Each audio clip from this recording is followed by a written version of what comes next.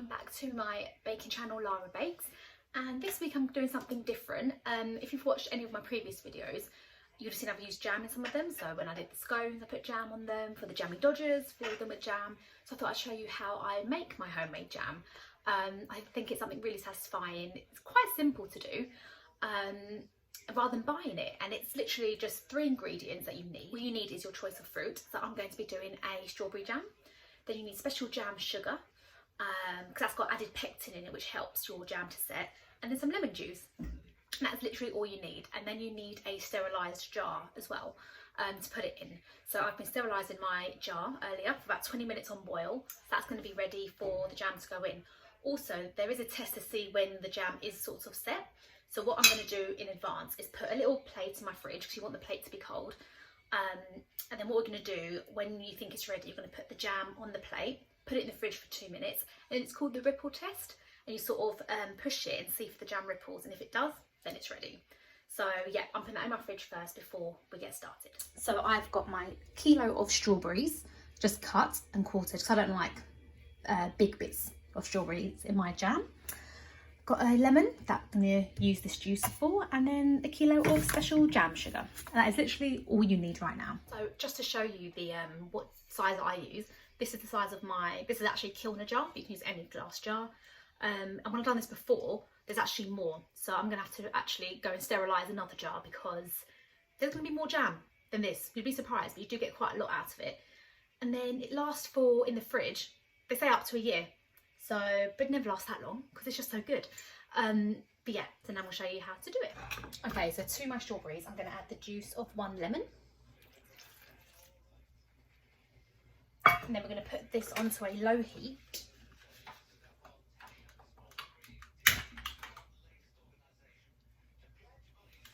We just want the fruit to sort of break up. So, just going to give that a little mix. We're going to put that on a low heat and let it just start to break up a little bit. I can tell that mine started to break up because all the juices are flowing, they're losing their shape a little. So at this point, what you want to do is add your kilo of jam sugar. And normally the packs that you buy are a kilo, so you're going to pour that all in.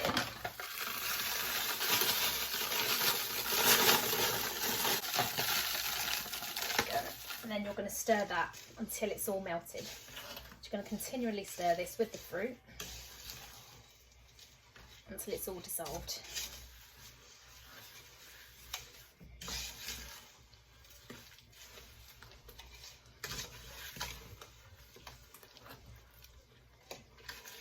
Give it another little stir, making sure that all that sugar's dissolved in. And then what we're going to do is going to put the gas higher, and you want that to come to a boil for about 5 to 6 minutes. So I'm going to put that on a high heat now and just let that come to a boil on its own. So that's been boiling now for about 5 to 6 minutes. So I've got my plate from the fridge, and what I'm going to do, I'm just going to get a little bit of the this liquidy mixture. I'm going to put that in the fridge for 2 minutes. And then we'll check if it's if it ripples and if it's ready. So this has been in the fridge for 2 minutes, and now we're going to check if it is ready. So with your finger, you're just literally going to, I'm going to make sure that you can see, just going to push it. You see that it is rippling a little bit, but I feel like it's not set enough. No,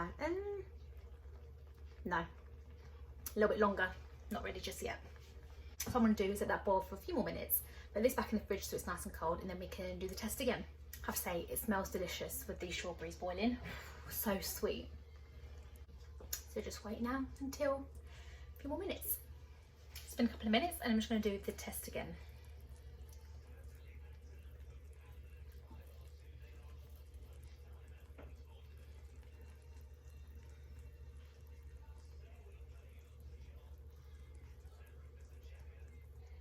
Just put about that much on the plate, then put it back in the fridge for 2 minutes, and then we'll do the Ripple test again.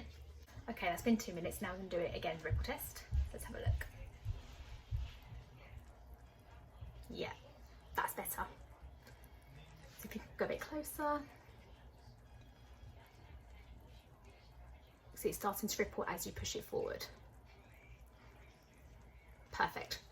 So I'm going to do, take it off the heat, put the pan to one side, and you should let it settle for about 10 minutes. You don't want to pour it straight into your glass jar, because what it's going to do, all the fruit's going to sink to the top, and then at the bottom you're just going to have the strawberry jelly. So you want the fruit evenly suspended in your jar. So by leaving that to just sort of settle for 10 minutes on its own in the pan, it's going to do that. And then once that's ready, you're just going to pour it into your jar. So it's been 10 minutes now, and what I've done, I've just poured it straight into the jar. And I'm not going to be able to see it properly, but the fruit is suspended all the way through, which is what you're looking for. And when it just all sink into the top. So I'm going to let that cool a little bit, put the lid on, and then you have your homemade jam, and then you can keep it in the fridge. So yeah, I hope that's shown how like simple it is. Just time consuming, just got to wait for it to be ready to set.